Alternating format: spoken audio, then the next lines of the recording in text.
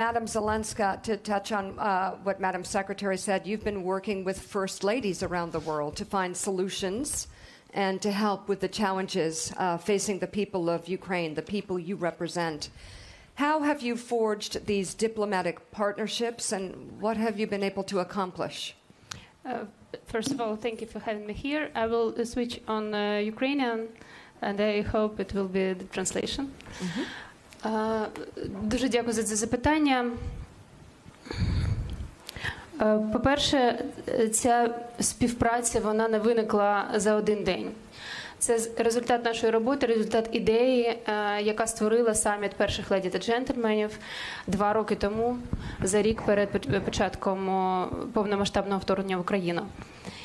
І я зараз зроблю паузу, щоб перекладач могла перекладати трішки. Thank you very much for the question. First of all, this cooperation came about not overnight. It is the result of 2 years of work. We had this idea for the very first time 2 years ago, 1 year before the full-scale invasion.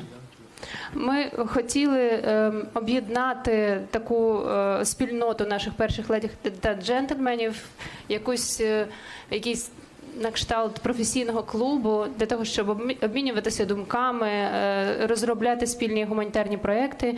І в перший же день після початку повномасштабного вторгнення ця спільнота показала себе як потужну силу.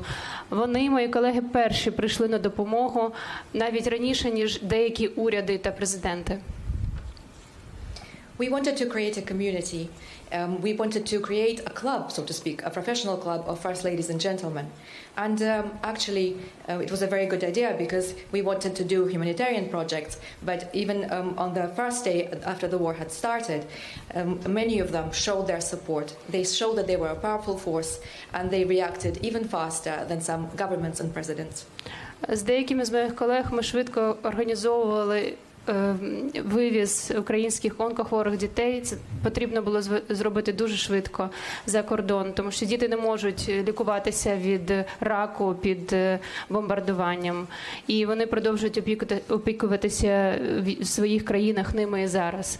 Ми разом створили підтримку для наших вимушених переселенок за кордоном, і вони опікуються ними і зараз. Тому ми можемо бути впевненими, що ця спільнота не тільки формальне об'єднання, але це діюча організація, яка може рости, і я впевнена, до нас будуть приєднуватися все більше і більше наших колег. They were very quick, for example, to evacuate our little cancer patients abroad because they cannot be treated for cancer under the bombs and missiles. And they continue to provide treatment for these children in their countries. They also created started a cooperation to help our displaced women abroad, and they're continuing to care for these women in their countries. They have shown that this is not just a formality.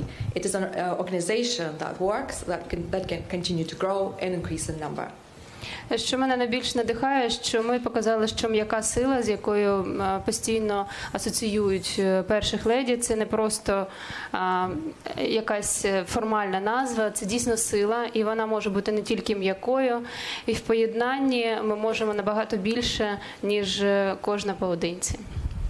What really inspires me is that previously it was thought that first ladies are just soft power, but we have shown that it is not just a formality. We're not just a soft force. We are a force, and we can continue to change the world.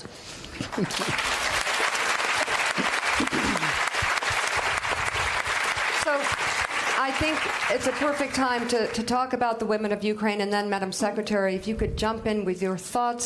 We talked earlier with Madam Zelenska, and you had some incredible things to say about the power of this woman, among many, and broaden out. But first, Madam Zelenska, can you just briefly, please, talk about the women of Ukraine, their resilience, and how they have had to adapt to this historic time, and how they contribute to Ukraine's future?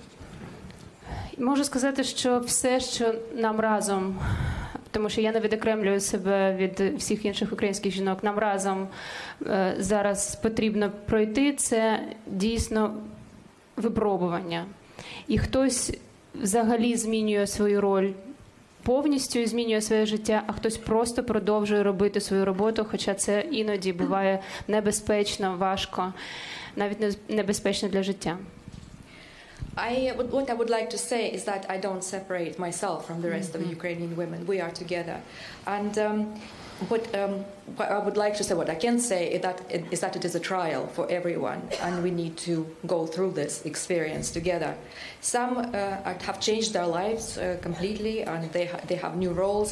Some continue in the same role, continue to do the same job. Я хотіла навести приклад жінки, яка повністю змінила своє життя. І, на жаль, вона днями загинула під Бахмутом.